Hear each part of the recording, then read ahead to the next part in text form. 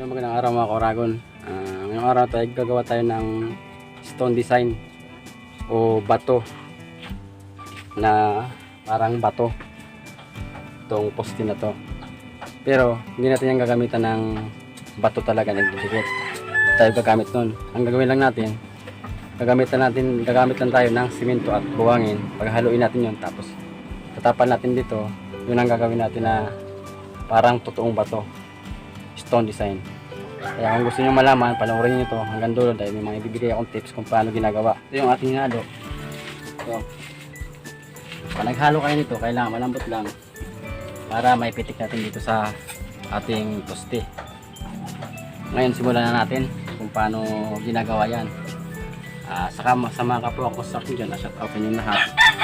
So, para sa inyo, sa mga gustong matutong magawa ng stone design na gawa sa simento. Para magawa natin, kailangan natin ng rodila sa kutsara. Ito yung halo natin, kailangan malambot lang para pag pinitik natin, mabilis lang natin na ipitik. Binasa ko na ito kanina. Pinatuyo ko lang siya ng konti, pinasipsip ko, kaya pwede natin pitikan.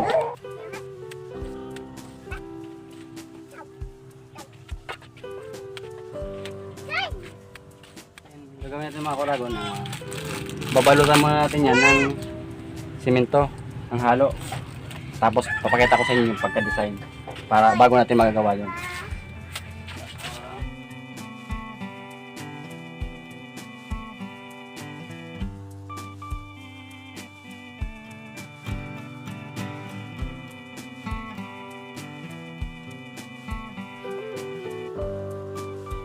Kailangan yung halo nyo medyo marami yung ating simento para dumikit ng gusto. Kasi pag hindi masyadong simento, bumabagsak lang yung ating halo. Kailangan matapang.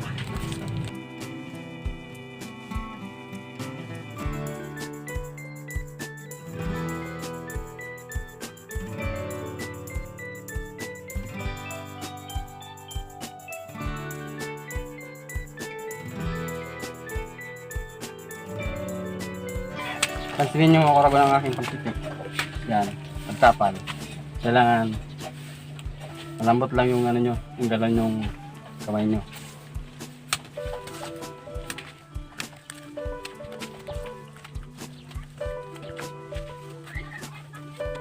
Kahit magiging ito, kailangan malagyan din natin yan para buo.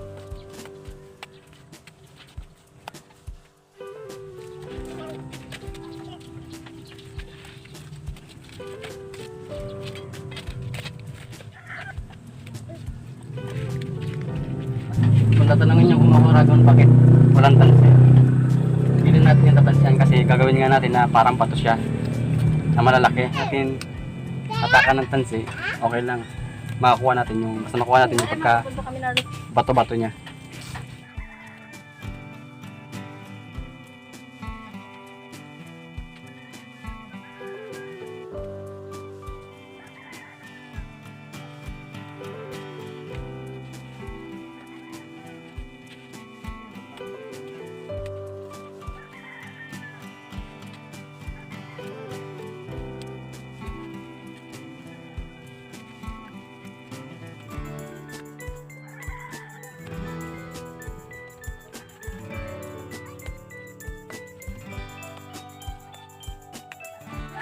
Ayun mga Koragon, nabalutan natin siya ng ating palsada.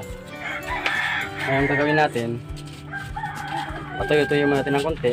Pagkatapos, at pwede nang guhitan. Bubuhitan na natin yan para maging mukha ng bato.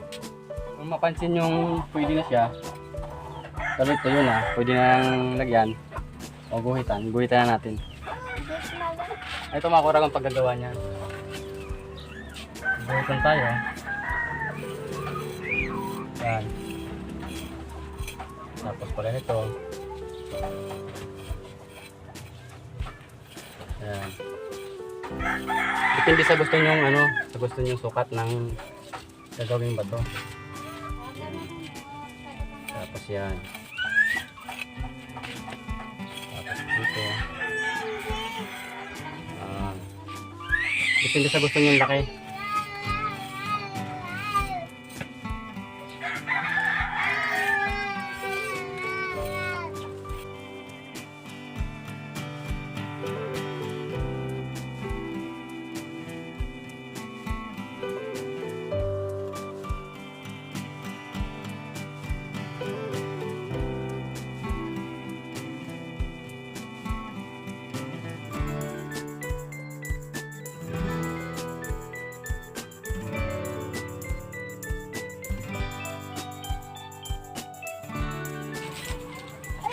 Ayun mga karagon, pag nagawa nyo na ng ano, ng aguhit, lagyan natin ng, kapaluli natin ng simento. Yung pinaguhitan nyo, yun yung kapalan nyo.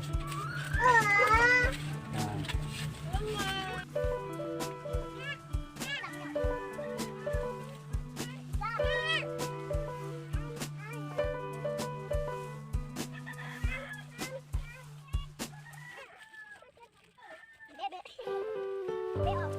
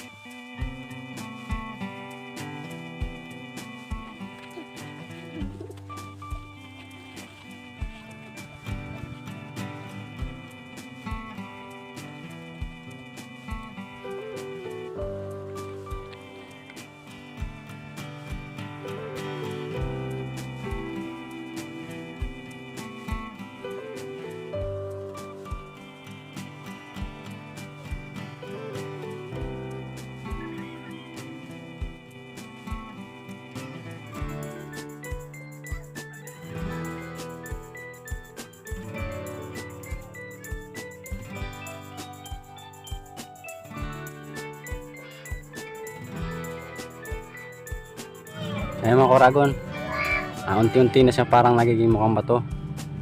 Ayan. Ganun lang mga karagon gawin nyo pag gumagawa kayo. Depende nila sa inyo kung anong gusto nyong sukat ng inyong ginagawa. Kahit anong style na gawin nyo, basta ano lang, magmukha lang siyang bato, tsura niya.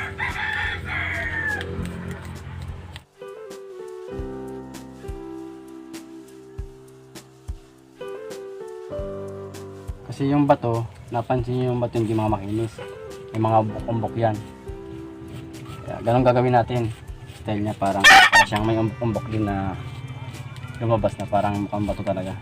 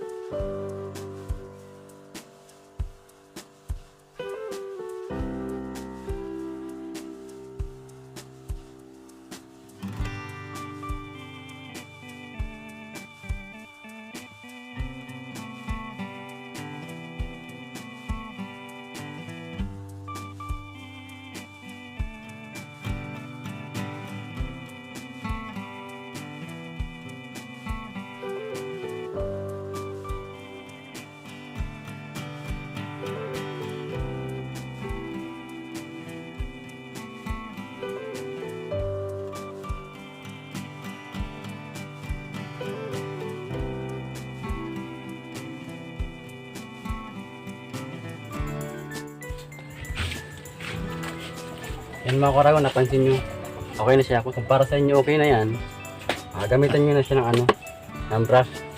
Pagkatapos, sasayin nyo sa tubig, kuskus lang natin dito sa mga gilid para matanggal yung mga ano niya, mga nakasobrang simento.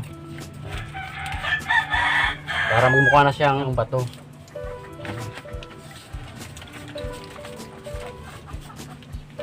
So lang ulit. Ayan, kahit anong style pag ano nyo, pag brush nyo, basta mabrasan nyo lang ganyan, ganyan. Oh.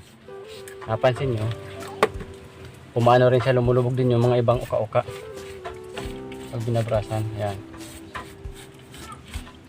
Unti-unti siyang gumaganda. Ayan. Ganun lang mauraman pag ano, pag proseso nito.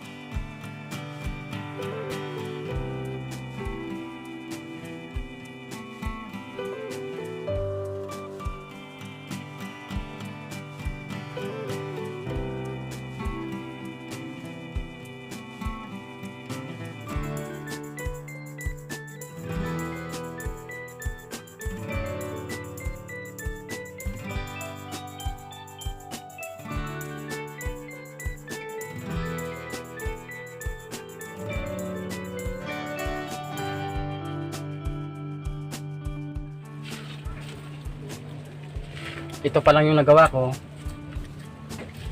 Sa baba hindi ko pa nagagawa. Gusto ko lang may pakita sa inyo na ganyan itsura pag nangyari na to sa baba. Ewan ko lang, gusto nyo aprobado sa inyo, gayahin nyo to dahil maganda to sa mga design. Ngayon tatapusin na natin sa baba para makita nyo naman ang kabuuan kung ano itsura talaga niya. Yun pa rin, kung anong ginawa natin sa taas, ganoon din sa baba, itsura niyan. Kaya panoorin nyo kung hanggang dulo, tapusin nyo para matutunan kayo.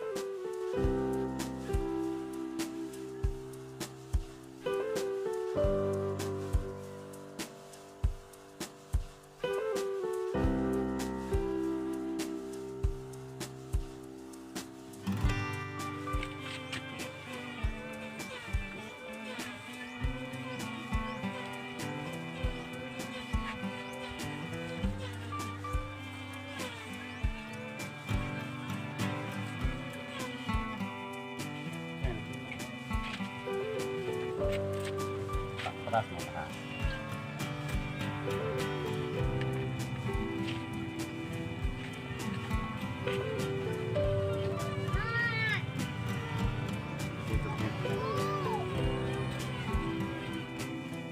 Oh, yan mga karagon. Bali natapos na natin na gawan siya ng pattern. Na okay na natin. Ngayon, same pa rin. Tulad ng dati ginawa natin dyan. Paparasan na natin ng brush para maging kulay na bato na. Yan, parasan ulit natin para maging maganda na. Yan. Kasi itong brush, ito yung nagdadala sa kanya para gumanda bago natin pinturahan. Kasi mas maganda ang brushing muna bago pinturahan. Malinis natin yung mga nakaumbok niya kanya. Tulad dito, mga magaspang yan. Ito, magaspang. Kailangan naka-flat ma. Pag biniras mo siya, nawawala yung mga latak-latak niyang nakalitaw na ano, na mga buro-buwangin para malinis tingnan. Yan. Yan. Okay, barasan naman natin.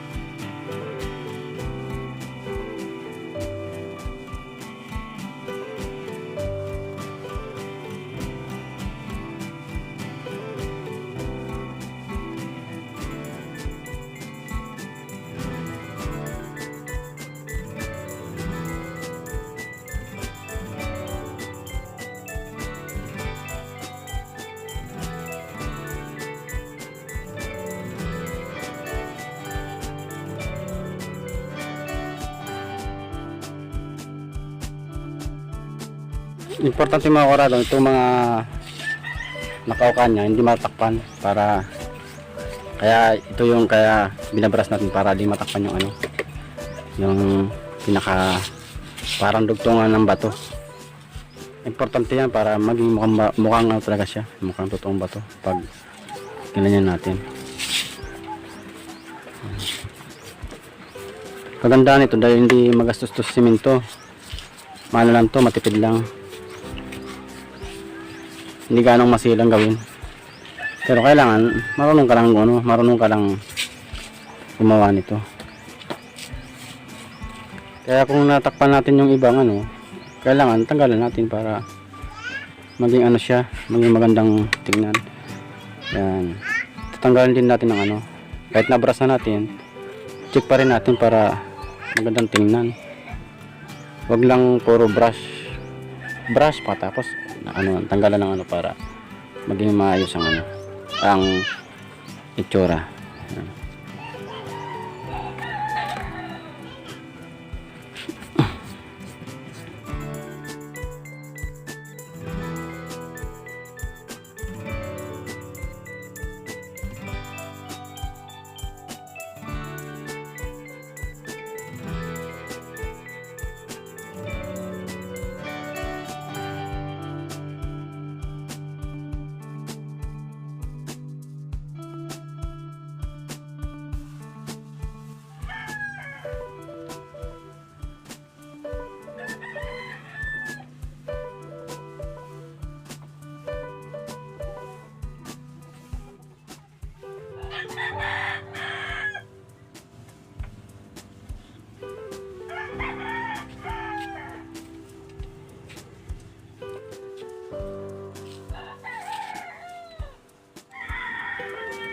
Yan mga karabang, kung gusto nyo itong pinturahan, ang masasuggest ko lang sa inyo, bago nyo siya pinturahan ng gusto nyong kulay, pinturan nyo muna siya ng ano, flat enamel o kaya flat latex para, kasi sipsipin to sisipsip pa to. Bali sipsipin yung pintura nyo, bali yung white na flat enamel natin, yun magiging first coating sa pinturahan to. Bago nyo pintura ng iba't ibang kulay, kung anong gusto nyong kulay. Basta pinturan nyo muna siya ng puti para maging masipsip muna bago mo pintura ng ibang kulay. Sa inyo na rin yan kung anong gusto nyong kulay ilagay. Kasi iba't ibang ano naman tayo kung anong gustong kulay gawin sa isang ano, isang design. Kapag magkaroon ako ng time, pipinturahan natin yan. Ipapakita ko sa inyo kung ano yung pintura ang gagamitin natin dyan. Ipapakita ko sa inyo kung ano yun. Para maging totoo siyang bato na kakulay ng bato. Ayan.